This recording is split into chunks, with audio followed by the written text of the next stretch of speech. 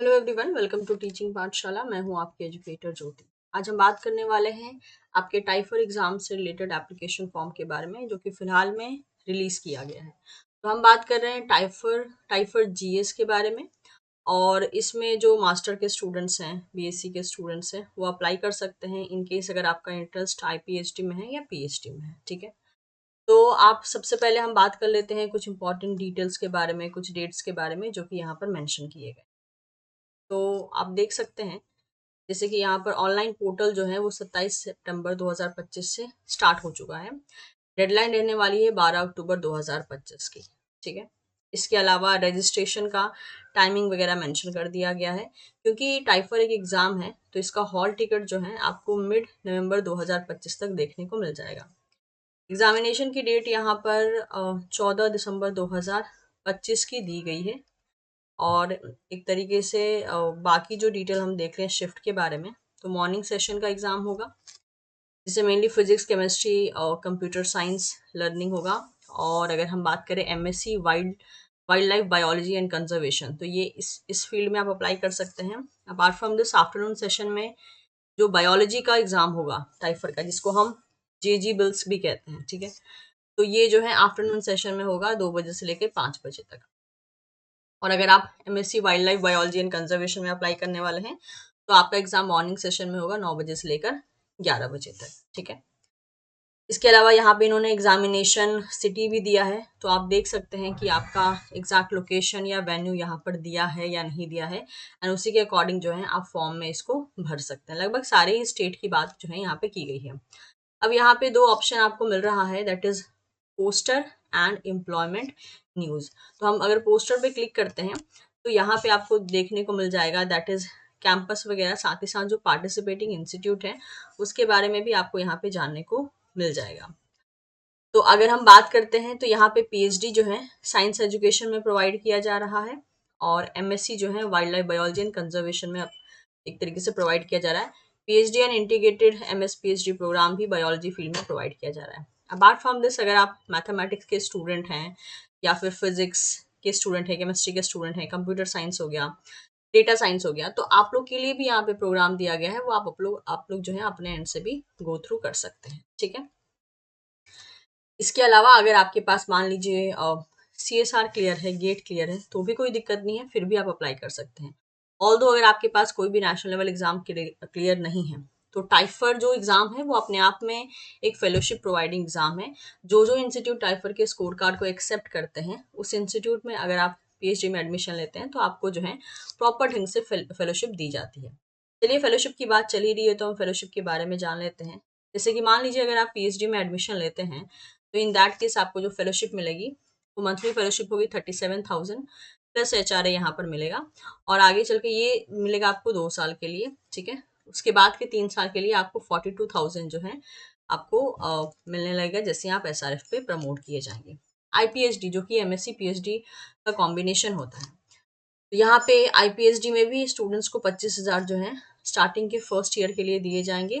और first year के and तक अगर आपका सेटिस्फैक्ट्री परफॉर्मेंस रहता है तो आपके फेलोशिप को 37,000 पर मंथ के बेसिस पे बढ़ा दिया जाएगा। और उसके बाद आगे चल के जैसे मान लीजिए आप पीएचडी भी कंटिन्यू करते हैं आईपीएचडी प्रोग्राम के द्वारा, तो आगे चल के जब आप एसआरएफ के लिए प्रमोट किए जाएंगे, it will raise up to 42,000 after registration. So if a student takes the MSc exit option, then the fellowship for the third year reduced to the first year amount. और अगर मान लीजिए आप ऐसे स्टूडेंट हैं जो सिर्फ एमएससी करना चाहते हैं, पीएचडी कंटिन्यू नहीं करना चाहते हैं, तो वो भी आपको ऑप्शन यहाँ पे दिया गया है। वो बात अलग है, उस केस में जो है फेलोशिप आपका थोड़ा सा चेंज कर दिया जाएगा क्योंकि आप फर्दर कंटिन्यू नहीं करने वाले। ठीक है। इसके अलावा यहाँ पे और भी बहुत सी बातें बोली गई हैं, आप चाहें तो उसको गो थ्रू कर सकते हैं। तो यहाँ पे हम एक काम करते हैं, जो इन्होंने डिटेल दिया है उसके बारे में देख लेते हैं। दैट इज एम्प्लॉयमेंट न्यूज को देख लेते हैं। तो एम्प्लॉयमेंट न्यूज में इन्होंने बहुत सी बातें लिखी हैं। ठीक है, वन बाय वन हम समझते हैं। तो मैंने आपको एग्जाम के बारे में बता ही दिया, कौन कौन से एग्जाम रहने वाले हैं, आफ्टरनून एवरीथिंग। वेबसाइट यहाँ पे मेंशन कर दी गई है, ऑल्दो इसका लिंक आपको डिस्क्रिप्शन बॉक्स में भी मिल जाएगा। स्टाइपेंड बता दिया गया है पीएचडी के लिए, आईपीएचडी के लिए। ठीक है। अब टाइफर डिपार्टमेंट सेंटर या स्कूल के बारे में बात कर लेते हैं। इसके अंडर में कौन से सेंटर या स्कूल्स चले आते हैं जहाँ पे आप एडमिशन ले सकते हैं। That is centre for applicable mathematics Bengaluru, HBCSE that is in Mumbai, ICTS Bengaluru, NCBS Bengaluru, NCR Pune, TIFRH that is Hyderabad. इसके अलावा टाइफर मुंबई भी है, जहाँ पे आप DBS मुंबई, DCS मुंबई या टाइफर मुंबई, फिजिक्स के भी डिपार्टमेंट्स यहाँ पे दिए गए हैं। ठीक है, स्कूल ऑफ मैथमेटिक्स है, school of technology and computer science है। ये सारे स्कूल्स हो गए जो कि टाइफर के स्कोर कार्ड के बेसिस पे आपका एडमिशन लेते हैं। अब अगर हम सब्जेक्ट्स की बात करते हैं तो बायोलॉजी में आपके पास ऑप्शन है PhD करने का, IPhD करने का, और इसके डिपार्टमेंट्स अवेलेबल है दैट इज TBS मुंबई में, NCBS बेंगलुरु में एंड TIFR हैदराबाद में। ठीक है, और MSc करने का भी ऑप्शन है that is in wild life biology and conservation, जिसके लिए आपको NCBS बेंगलुरु में जो है ऑप्शन मिल जाएगा। इन्होंने सभी वेबसाइट की जो यहाँ पे लिंक है वो भी मेंशन करके रखी। Apart from this if you are a candidate of chemistry, computer science, mathematics, तो वो भी आप यहाँ पे देख सकते हैं। ओके, नेक्स्ट देख लेते हैं यहाँ पे बाकी डिटेल्स।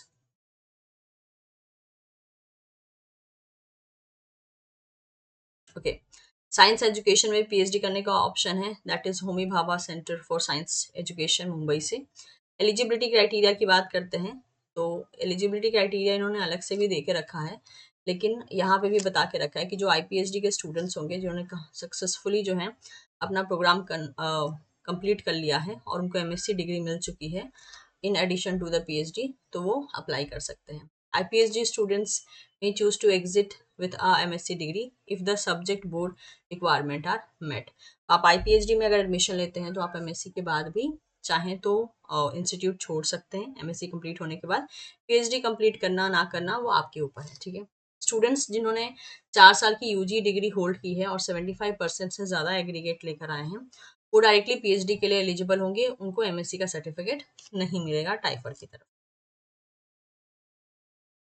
एडमिशन प्रोसेस की बात करते हैं तो नेशनल वाइड जो है लोकेशन दे के रखा है, जहाँ पे फर्स्ट स्टेज का ऑनलाइन टेस्ट जो है कंडक्ट किया जाएगा, जिसे हम टाइफर एग्जामिनेशन कहते हैं। और क्योंकि हमारा चैनल बायोलॉजी से डील करता है तो हम स्पेसिफिकली बायोलॉजी की हम बात कर रहे हैं। तो एक आपका ऑनलाइन टेस्ट होगा, उसमें जो है depending upon the subject and program next stage consist of 1 or 2 round of interview. अगला स्टेज जो है, जैसे मान लीजिए अगर आपने ऑनलाइन एग्जामिनेशन क्लियर कर लिया तो अगला स्टेज होता है 1 या 2 इंटरव्यू राउंड से, वो आपको क्लियर करना होता है। और वो जो इंटरव्यू होता है वो इन पर्सन हो सकता है, written test for the short listed candidate. तो वही बोला है कि वो जो इंटरव्यू होगा वो इन पर्सन होगा, और ज़रूरत पड़ती है तो और भी कोई क्राइटेरिया यहाँ पे लागू की जा सकती है सिलेक्शन के लिए। द शॉर्ट लिस्ट और and the procedure will be available on the website for the respective department school centre in due courses. अब क्योंकि यहाँ पे बहुत सारे डिपार्टमेंट देके रखे हैं तो किस डिपार्टमेंट के लिए कौन सा सिलेक्शन क्राइटेरिया रखेंगे आफ्टर ऑनलाइन एग्जामिनेशन वो ये बता देंगे। इसके लिए जो एप्लीकेशन फॉर्म है वो आपको ऑनलाइन ही अप्लाई करना है इनकी ऑफिशियल वेबसाइट से। इसके अलावा आपको पहले रजिस्टर करना है और बाकी सब चीज़ें पहले चेक करनी है आप एलिजिबल हैं या नहीं। और अगर आपके पास मान लीजिए alternatively scores from the examination like GATE, JEST or JRF qualification from CSIR, DBT, ICMR, UGC may be considered by the individual program. If such candidate also appear for GS 2026 test, their best score will be considered। तो ऐसा नहीं है कि अगर आपके पास कोई और different examination clear है, जैसे कि गेट हो गया और CSIR हो गया, DBT हो गया, ICMR हो गया, तो ऐसा नहीं है कि आप एग्जाम दे नहीं सकते हैं, आप भी एग्जाम दे सकते हैं। ठीक है, उसके बाद जब आपका फाइनल रिजल्ट निकलेगा तब कंसिडर किया जाएगा कि आपका कौन सा स्कोर कार्ड को ज़्यादा मान्यता दी जाए। एप्लीकेशन फॉर्म की बात कर लेते हैं जो नॉन रिफंडेबल रहेगा। मेल्स के लिए 1000 है, फीमेल्स, ट्रांसजेंडर और अदर जेंडर एप्लीकेंट्स के लिए 500 है। ठीक है, तो इस बात का ध्यान रख लीजिए। तो ये एक तरीके से हमने सारा डिटेल्स एक ही जगह पे दिया हुआ है, वो देख लिया। ठीक है, आप चाहें तो यहाँ पे जैसे कि कैंपस एंड सेंटर पे विजिट कर सकते हैं, यहाँ पे बता रखा है कौन कौन से डिपार्टमेंट एंड स्कूल होंगे। ऑल्दो इसके बारे में हमने अभी जस्ट फॉर्म में भी देखा। ठीक है, एलिजिबिलिटी क्राइटेरिया के लिए इन्होंने देखिए यहाँ पर अलग से दे के रखा है जैसे कि अगर हम इसको जूम करते हैं, थोड़ा सा अजीब तरीके से इन्होंने यहाँ पे इसको दे के रखा है। ओके,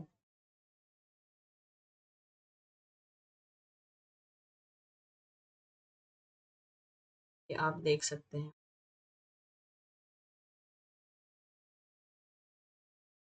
फिजिक्स का है, बायोलॉजी का है, ठीक है। तो बायोलॉजी के जो डिपार्टमेंट है वो टाइफर मुंबई, एनसीबीएस बेंगलुरु, टाइफर हैदराबाद में सिचुएटेड है, ठीक है।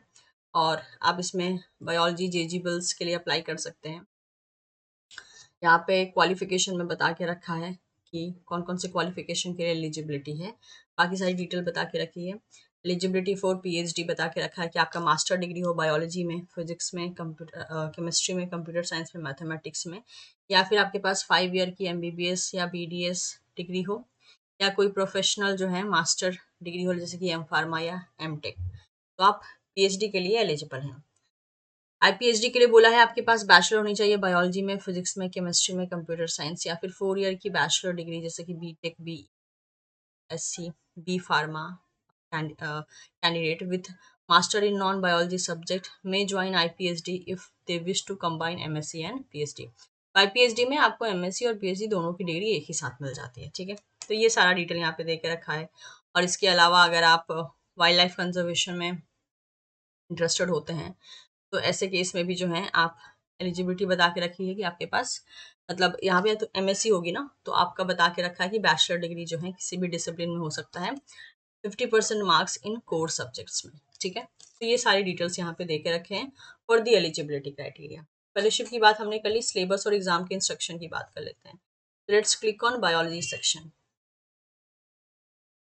तो बता के रखा है यहाँ पे कि टोटल जो क्वेश्चन आएंगे आपके वो आएंगे 60 एमसीक्यू टाइप क्वेश्चन आएंगे और 5 सब्जेक्टिव असेसमेंट क्वेश्चन होंगे।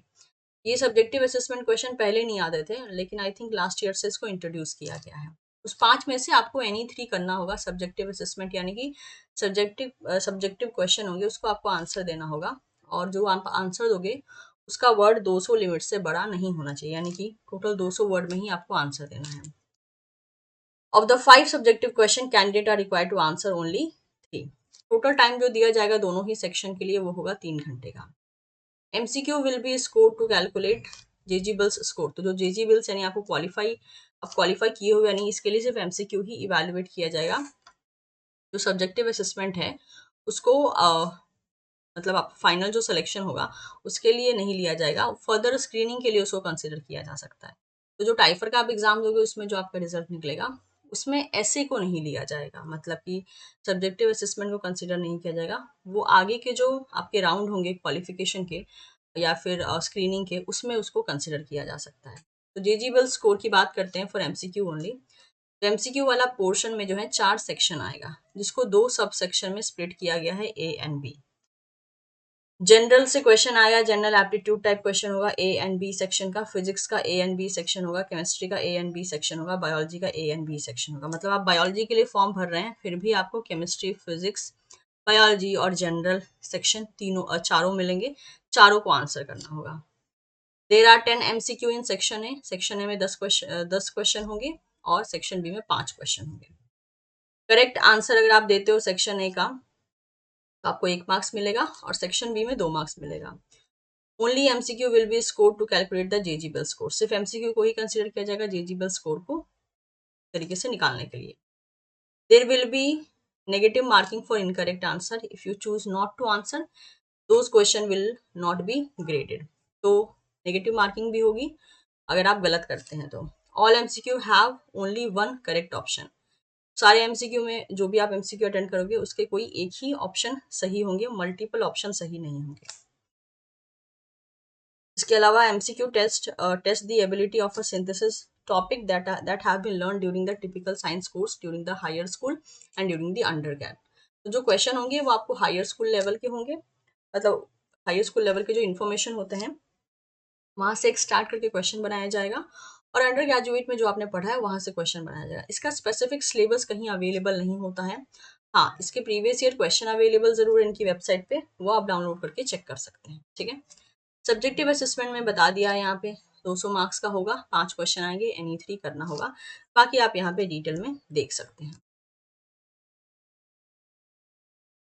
पास्ट क्वेश्चन पेपर की बात कर लेते हैं तो आप देख सकते हैं यहाँ GS 2025 का बायोलॉजी सेक्शन को अगर हम क्लिक करते हैं तो आप देख सकते हैं बायोलॉजी सेक्शन का पेपर ओपन हो गया।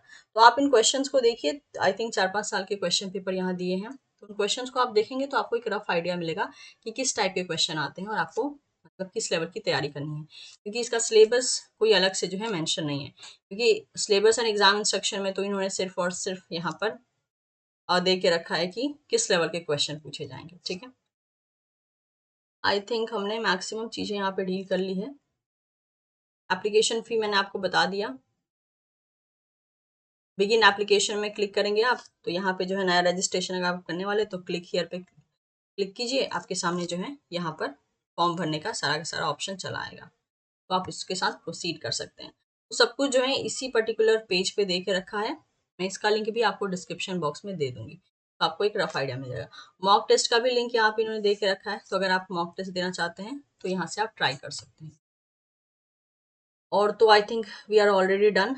मेल कैंडिडेट के लिए है 1000 रुपीज़, फीमेल कैंडिडेट के लिए 500 और अदर के लिए भी 500 दिया गया है यहाँ पे। तो ये था सारा का सारा डिटेल। कोशिश पसंद आई हो तो आप चैनल को सब्सक्राइब कर सकते हैं। वीडियो को लाइक करके इसे आप अपने दोस्तों के साथ भी शेयर कर सकते हैं। कोई और डाउट हो तो आप एक बार वीडियो को दोबारा से भी देख सकते हैं, अदरवाइज कमेंट सेक्शन में अपने डाउट को भी मेंशन कर सकते हैं। Thank you so much everyone, will see you soon in the next session. Bye bye.